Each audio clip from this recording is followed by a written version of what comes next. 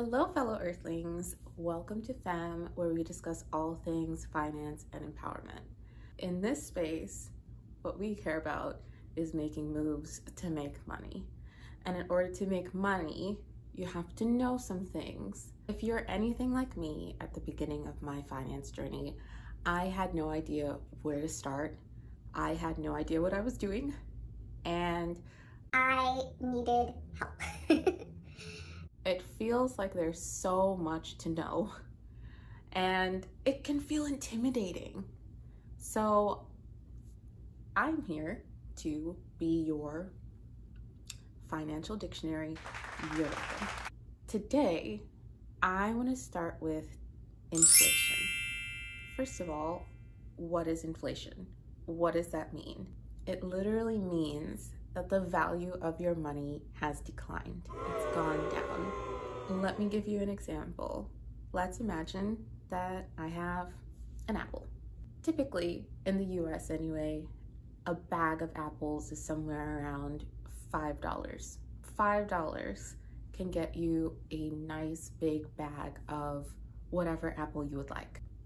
Now let's imagine that for $5, you could only get one apple. Now you're probably thinking, $5 for an apple? That's ridiculous. the thing is, it's not so much the apple that has become more valuable, it's that your money has become less valuable. You cannot get as much with it with the same amount anymore. You need more of that money in order to get what you once got. So now you're probably wondering, how does inflation even happen? Why does inflation happen? What causes it? there are quite a few different factors that go into inflation. I'm only going to talk about the main three though.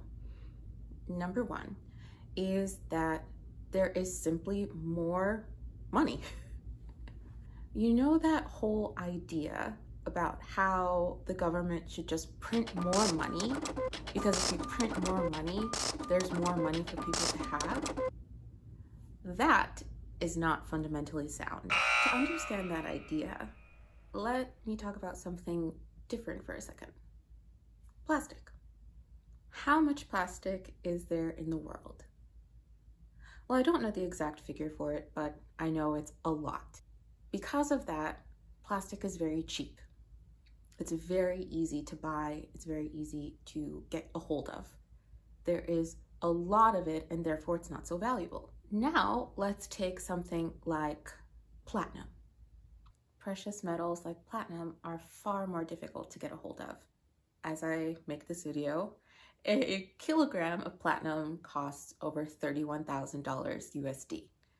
Now, what is the difference between plastic and platinum? One is incredibly rare, whereas plastic is so easy to get a hold of that you cannot walk a foot without bumping into something that either is plastic or has plastic in it. Now, imagine that instead of plastic, you're talking about your country's currency. Whether it's US dollars, Japanese yen, British pounds, the euro, whatever that might be, if there's too much money floating around, the money loses value.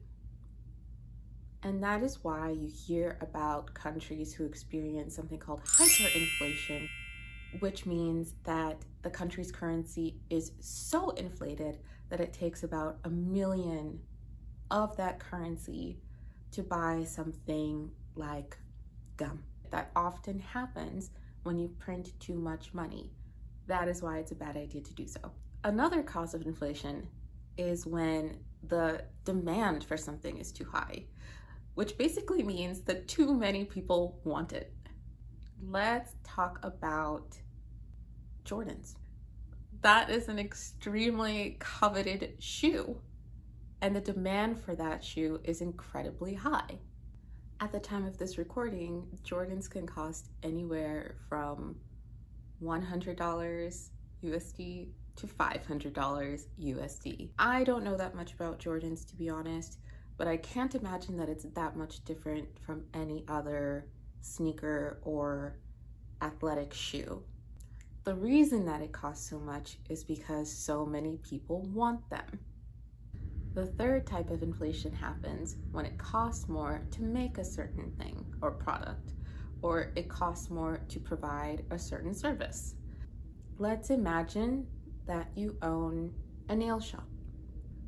You need to buy nail polish, you need to buy UV lights, you need to buy chairs, you need to buy those little jacuzzis that you put your feet in when you're getting a pedicure. You need to buy a lot of things in order to have an up and coming and fully running nail salon. However, when the items that you need to buy in order to have the salon become more expensive, where is the extra money going to come from? The answer is it's going to come from your customers. So what do?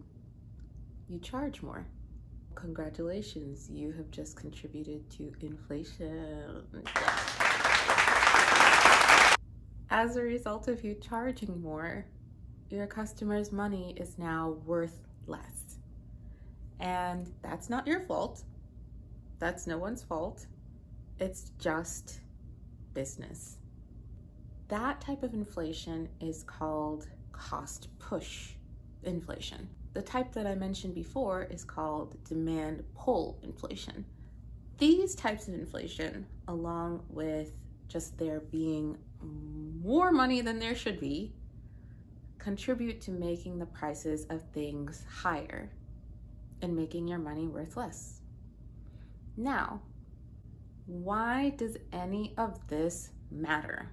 The reason why this matters, my fellow Earthlings, is because inflation directly impacts every single person living within civil society. If the prices of items that you're used to buying are going higher and higher and higher, and your pay is not keeping up with the prices, you are going to find yourself with a bit of an issue on your hands in which you don't have enough money to buy the things that you need anymore.